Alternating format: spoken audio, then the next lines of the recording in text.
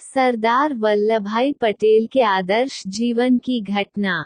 लौह पुरुष श्री वल्लभभाई पटेल पेशे से एक वकील थे और सादगीपूर्ण अपनी वकालत का कार्य करते थे। उस वक्त उनकी पत्नी उनके साथ न रहकर गांव में रहती थी। अचानक ही उनकी पत्नी की तबीयत खराब हो गई। खबर मिलते ही वल्लभभाई गांव पहुंचे और पत्नी की सेवा में लग गए। उस वक्त वल्लभभाई एक निर्दोष व्यक्ति का केस लड़ रहे थे जिसे धोखे से आरोप में फंसा दिया गया था।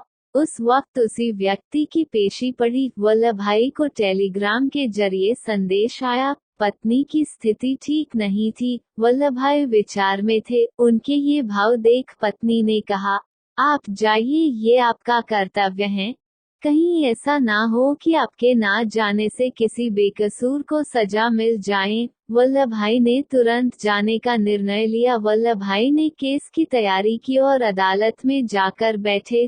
तभी उन्हें एक टेलीग्राम आया जिसे देख उन्होंने जेब में रख लिया। सभी के मन में सवाल था, आखिर टेलीग्राम क्यों आया, क्योंकि उन दिनों तार या टेलीग्राम किसी विशेष खबर के लिए ही आया करते थे। लेकिन वल्लभभाई पटेल ने टेलीग्राम को जेब में रख अपनी पैरवी शुरू की और अपनी दलीलों एवं सबूतों के आधार पर बेगुनाह को बचाया। सभी ने पैरवी सुनकर वल्लभभाई की सराहना की। तभी एक ने उस टेलीग्राम के बारे में पूछा। तब वल्लभभाई ने टेलीग्राम दिखाया जिसमें लिखा था कि उनकी पत्नी का देहांत हो गया है।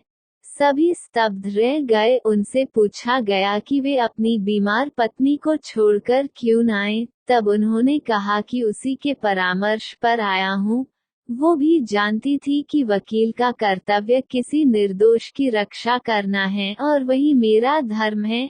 इसी कर्तव्य निष्ठा के कारण वल्लभभाई पटेल को लौह पुरुष सरदार वल्लभभाई पटेल कहा गया और इतिहास में उनका नाम अमर हुआ।